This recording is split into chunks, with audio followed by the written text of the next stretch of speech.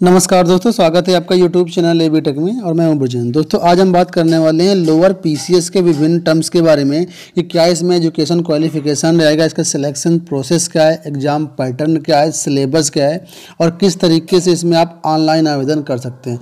तो दोस्तों इस वीडियो के अंत तक बने रहें। तो दोस्तों चलिए देर ना करते हुए शुरू करते हैं आज का वीडियो।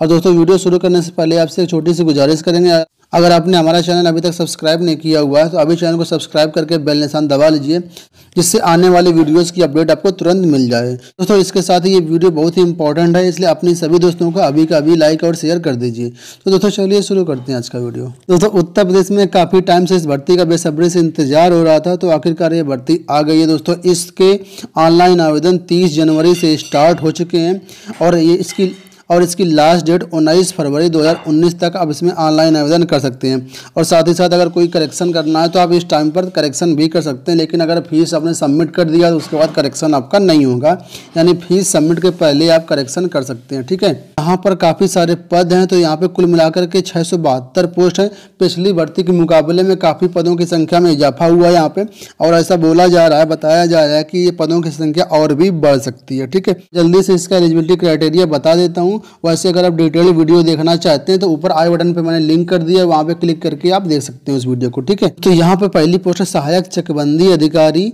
ठीक है, इसमें पदों की संख्या भी आप देख सकते हैं, और साथ में यहाँ पर ये बोला गया है कि जितना भी ग्रेजुएशन कैंडिडेट है, चाहे उसने बीए किया हो या बीएससी किया हो या बीकॉम किया हो या उसके समकक्ष कोई डिग्री है, तो यहाँ पर आप ऑनलाइन कर सकते हैं। सहायक चकबंदी अधिकारी के लिए आप इसमें एलिजिबल हैं। ठीक है, और दोस्तों यहाँ पे दूसरी पोस्ट है सप्लाई इंस्पेक्टर की। ठीक है, इसमें आपका बैचलर डिग्री होनी चाहिए, किसी भी स्ट्रीम से हो, और यहाँ पे हिंदी का नॉलेज भी आपको होना चाहिए। ठीक है, और दोस्तों अगली पोस्ट है मार्केटिंग इंस्पेक्टर की। इसके लिए भी बैचलर डिग्री आपके पास होनी चाहिए, साथ में आपका यहाँ पे हिंदी का ज्ञान होना चाहिए। ठीक है, और दोस्तों यहाँ पे अगला पोस्ट है असिस्टेंट गार्डन इंस्पेक्टर। इसके लिए दोस्तों आपका बीएससी होना चाहिए, वो भी बायोलॉजी के साथ या फिर एग्रीकल्चर के साथ। अगर आपने बीएससी बायोलॉजी या एग्रीकल्चर से किया है तो यहाँ पे आप इस पोस्ट के लिए ऑनलाइन आवेदन कर सकते हैं। ठीक है, अगला पोस्ट है दोस्तों additional district information officer ADIO। ठीक है, और दोस्तों इसके लिए जो एलिजिबिलिटी क्राइटेरिया है कि बीए आपका होना चाहिए। ठीक है, बीए में हिंदी एक सब्जेक्ट होना चाहिए और इंटर में आपका इंग्लिश सब्जेक्ट होना चाहिए। और दोस्तों जो अगला पोस्ट है वो है अधिशासी अधिकारी नगर पंचायत एग्जीक्यूटिव ऑफिसर। बहुत ही इंपॉर्टेंट पोस्ट है, अधिकतर लोग इस पोस्ट के लिए ही ऑनलाइन आवेदन करते हैं। इसका ग्रेड पे तो बहुत कम है, लेकिन ये पोस्ट बहुत ही अच्छी मानी जाती है। अधिकतर लोग इसी पे ऑनलाइन आवेदन करते समय प्रेफरेंस पहले नंबर पे देते हैं। ठीक है, और इसकी जो कट ऑफ होती है काफ़ी हाई जाती है, सबसे ज़्यादा कट ऑफ इन सारी पोस्टों में इसी की जाती है। तो आप जब ऑनलाइन आवेदन करिएगा तो वहाँ पे आपसे वरीयता क्रम पूछा जाएगा कि पहले नंबर पे आप किस पोस्ट को वरीयता देते हैं। तो आप अपनी एलिजिबिलिटी क्राइटेरिया चेक कर लीजिए कि किस किस पोस्ट के लिए आप एलिजिबल हैं, और उसमें से जो सबसे अच्छी पोस्ट लगे आप उसको पहले नंबर पे रख सकते हैं, उसके बाद दूसरे नंबर पे रख सकते हैं, तीसरे नंबर पर रख सकते हैं। दोस्तों यहाँ पे आपको बता दें कि आपको ऑनलाइन आवेदन करने के लिए अलग अलग फॉर्म नहीं डालना है, सिर्फ एक ही फॉर्म डालना है, और उसमें केवल आपको वरीयता क्रम दिखाना है कि हम इसके लिए वरीयता क्रम हमारा ये है। ठीक है, इसके लिए सिंपल से आपके पास बैचलर डिग्री होनी चाहिए, यानी ग्रेजुएशन होना चाहिए। ठीक है, अगली पोस्ट है वो है रेवेन्यू ऑफिसर की, और इसके लिए आपका कॉमर्स से बैचलर डिग्री यानी कॉमर्स से ग्रेजुएशन होना चाहिए, या फिर स्टैटिक सब्जेक्ट आपका ग्रेजुएशन में होना चाहिए। अगर ये सारी चीज़ें हैं तो सिंपल से आप इसमें ऑनलाइन आवेदन कर सकते हैं। तो इस फॉर्म का ऑनलाइन आवेदन करने के लिए यहाँ पे लिंक दिया गया, क्लिक हियर पे करेंगे आप सीधा ऑफिशियल वेबसाइट पे पहुँच जाएंगे, वहाँ से आप ऑनलाइन आवेदन कर सकते हैं। अगर आपको डिटेल नोटिफिकेशन डाउनलोड करना है तो यहाँ से नोटिफिकेशन भी डाउनलोड करते हैं, ऑफिशियल वेबसाइट पे जाना चाहते हैं तो उसका भी लिंक यहाँ पे दिया गया है दोस्तों। ठीक है, तो दोस्तों इस वेबसाइट का लिंक मैंने डिस्क्रिप्शन पे दे दिया है, वहाँ से क्लिक करेंगे तो आप इस वेबसाइट पे आ जाएंगे। दोस्तों सरकारी नौकरी की अपडेट पाने के लिए बहुत ही अच्छी वेबसाइट है, जितने भी सरकारी नौकरी आती हैं इस वेबसाइट पे लाइव अपडेट होती रहती हैं। एग्जाम के सिलेक्शन प्रोसेस के बारे में बात कर लेते हैं कि कितने इसमें एग्जाम होंगे, कौन कौन से स्टेप से आपको गुजरना पड़ेगा।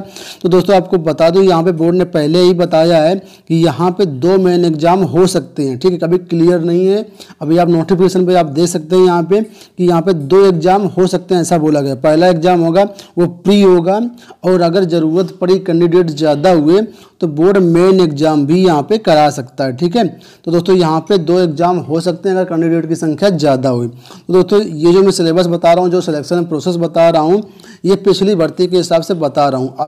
और जहाँ तक मुझे लगता है कि इसका जो सिलेक्शन प्रोसेस है, जो एग्जाम पैटर्न सेम रहेगा, थोड़ा बहुत चेंजेस हो सकता है।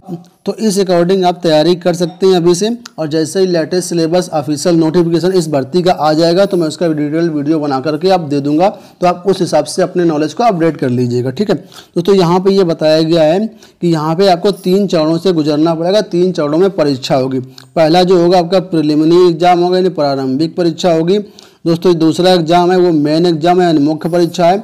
और तीसरा जो है वो इंटरव्यू है। दोस्तों आपको बता दूं, ये अब इंटरव्यू यहाँ पे ख़त्म कर दिया गया है। तो अब इस बार केवल 2 एग्जाम होंगे आपका, पहला प्रारंभिक परीक्षा और दूसरा यहाँ पे मुख्य परीक्षा। ठीक है, प्रारंभिक परीक्षा में देख सकते हैं क्या क्या आपका आ सकता है। तो प्रारंभिक परीक्षा में केवल एक पेपर होगा जिसमें 150 प्रश्न होंगे। ठीक है, प्रत्येक प्रश्न के लिए 2 अंक निर्धारित होगा। इस प्रकार कुल मिलाकर के 300 अंक होंगे। इस पेपर को हल करने के लिए 2 घंटे का समय दिया जाएगा। ये आपका प्रारंभिक परीक्षा का सिलेबस है पिछली भर्ती का। ठीक है, और दोस्तों यहाँ पर 1/3 की नेगेटिव मार्किंग भी रहेगी। लेकिन अब कुछ परीक्षाओं से देखा जा रहा है कि बोर्ड 50% नेगेटिव मार्किंग करता है, तो हो सकता है इस भर्ती में 50% नेगेटिव मार्किंग भी आपको देखने को मिलेगी। ठीक है, एग्जाम का पैटर्न दे सकते हैं। मेन एग्जाम में आपके 2 पेपर होते हैं। आपको यहाँ पे जनरल स्टडीज आएगा, 120 क्वेश्चन होंगे और 200 अंक का आपका पेपर होगा। ऐसे ही आपका 2 घंटे का होता था। ठीक है दोस्तों, यहाँ पे पेपर 2 भी होगा। जनरल हिंदी और निबंध आएगा इसमें लिखने के लिए। 100 नंबर का जनरल हिंदी होगा और 100 नंबर का निबंध होगा। और टोटल जो टाइमिंग होगी ये 3 घंटे की होगी। ठीक है दोस्तों, यहाँ पे ये बताया गया कि प्रारंभिक परीक्षा का जो सिलेबस है उसमें कौन कौन से आपको टॉपिक्स पढ़ने हैं। ठीक है, तो दोस्तों यहाँ पे पहला टॉपिक है भारत का इतिहास एवं भारतीय राष्ट्रीय आंदोलन। इसके अंतर्गत ये टॉपिक्स दिए गए हैं। आप इसका स्क्रीनशॉट ले सकते हैं और अपने हिसाब से इसको पढ़ सकते हैं। ठीक है दोस्तों, दूसरा जो टॉपिक है यहाँ पे वो है भारत एवं विश्व का भूगोल। भारत एवं विश्व का भौतिक, सामाजिक एवं आर्थिक भूगोल।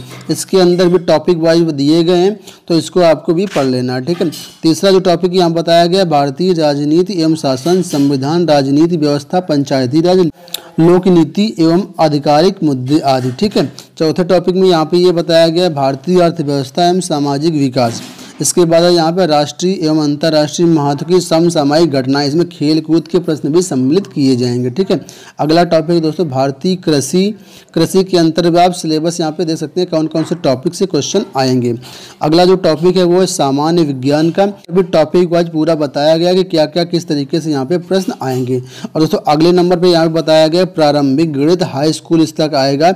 इसमें आपका अंक गणित के क्वेश्चन होंगे, बीज गणित के क्वेश्चन होंगे और रेखा गणित के क्वेश्चन होंगे। ठीक है, और यहाँ पे दोस्तों आप देख सकते हैं अभियुक्त अभ्यर्थियों से यह अपेक्षित होगा कि उत्तर प्रदेश के विशेष परिप्रेक्ष्य में उपर्युक्त विषयों का उन्हें सामान्य परिचय भी होना चाहिए। यानी उत्तर प्रदेश के बारे में भी आपको उपर्युक्त नॉलेज होना चाहिए, सामान्य परिचय होना चाहिए। उससे भी आपके क्वेश्चन यहाँ पे देखने को मिलेंगे। ठीक है, अब दोस्तों यहाँ पे आप मुख्य परीक्षा होगा उसका सिलेबस दे सकते हैं आप।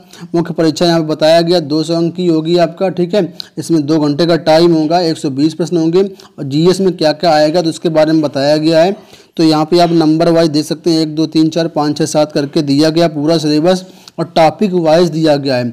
तो चाहे तो आप इसका स्क्रीनशॉट ले लीजिए या ये पूरी पीडीएफ फाइल मैंने डिस्क्रिप्शन पे लिंक दे दिया है, तो वहाँ से इस पूरी पीडीएफ फाइल को डाउनलोड भी कर सकते हैं और अपने हिसाब से इसकी तैयारी कर सकते हैं। यहाँ पे द्वितीय प्रश्न पत्र जो होगा सामान्य हिंदी एवं निबंध का, इस पर भी बोला गया। प्रथम खंड में आपका सामान्य हिंदी आएगा और हिंदी के अंतर्गत दे सकते हैं अपठित गद्यांश का संक्षेपण, उससे संबंधित प्रश्न, रेखांकित अंशों की व्याख्या एवं उसका उपयुक्त शीर्षक। इस तरीके से यहाँ से डिस्क्रिप्टिव पेपर होगा आपका ये। ठीक है, निबंध जैसे लिखा जाता है उसी तरह से डिस्क्रिप्टिव पेपर होगा। और यहाँ पर निबंध के बारे में भी पूरा दिया गया सिलेबस। और दोस्तों जो यहाँ पे द्वितीय खंड है वो निबंध इसमें आएगा। निबंध के अंतर्गत इन्होंने बताया है कि इसके अंतर्गत 2 उपखंड होंगे, प्रत्येक उपखंड से एक एक निबंध, कुल मिलाकर के 2 निबंध लिखने होंगे। प्रत्येक निबंध की विस्तार सीमा 700 शब्द होगी। निबंध हेतु निम्नवत क्षेत्र होंगे। पहला क्षेत्र है साहित्य एवं संस्कृति, राष्ट्रीय योजनाएं क्रियान्वयन, कृषि, उद्योग एवं व्यापार। ये आपका पहला खंड है। ठीक है, इसके बाद दूसरे खंड में आपका है विज्ञान, पर्यावरण, प्राकृतिक आपदाएं उनके निवारण, राष्ट्रीय एवं अंतर्राष्ट्रीय समसामयिक घटनाएं। तो यहाँ पे 2 टॉपिक दिए गए हैं, तो दोनों से आपको एक एक निबंध करना होगा। तो पहले के एग्जाम में यहाँ पे इंटरव्यू भी होता था 50 नंबर का, लेकिन अब ये इंटरव्यू ख़त्म कर दिया गया। तो अब इस एग्ज़ाम में आपको इंटरव्यू देखने को नहीं मिलेगा, सिर्फ आपको 2 एग्ज़ाम देखने को मिल सकते हैं, पहला आपका प्री और दूसरा मेन। लेकिन दोस्तों आपको बता दें कि मेन जरूरी नहीं कि होगा ही, बोर्ड ने पहले बता दिया है कैंडिडेट की संख्या अगर ज़्यादा आ जाती है, प्री में ज़्यादा लोग पास हो जाते हैं, तो बोर्ड यहाँ पे मेन परीक्षा करा सकता है। दोस्तों ऐसी संभावना है कि इस भर्ती में 10 से 15 लाख अभ्यर्थी एपीयर होंगे। ठीक, तो अगर इतनी भारी संख्या में कैंडिडेट यहाँ पे एपीयर होते हैं तो बोर्ड को मुख्य परीक्षा करानी पड़ सकती है। तो आप ये मान के चलिए कि आपको दोनों स्टेज से गुजरना है, पहला प्री से भी गुजरना, दूसरा मेन से भी गुजरना है। तो अभी से इस चीज़ की पूरी तैयारी करने में जुट जाइए, जिससे 2019 में आपका एग्ज़ाम हर हाल में क्रैक हो पाए। तो आप लोगों की काफ़ी डिमांड थी कि सर इसके सिलेबस के बारे में बताइए, क्या इसका सिलेबस होगा, क्या इसका एग्ज़ाम पैटर्न होगा। तो बड़ी मुश्किल से मैं इसका सिलेबस ढूंढ कर लाया हूँ। दोस्तों इस वीडियो को अभी का अभी लाइक कर दीजिए अगर आपने लाइक नहीं किया है, और अगर आपने चैनल अभी तक सब्सक्राइब नहीं किया हुआ है तो सब्सक्राइब करके बेल निशान दबा लीजिए। दोस्तों कमेंट में ज़रूर बताएं आपको वीडियो कैसा लगा। तो दोस्तों आज के वीडियो में इतना है, फिर मिलते हैं किसी नए वीडियो में, तब तक के लिए बाय बाय।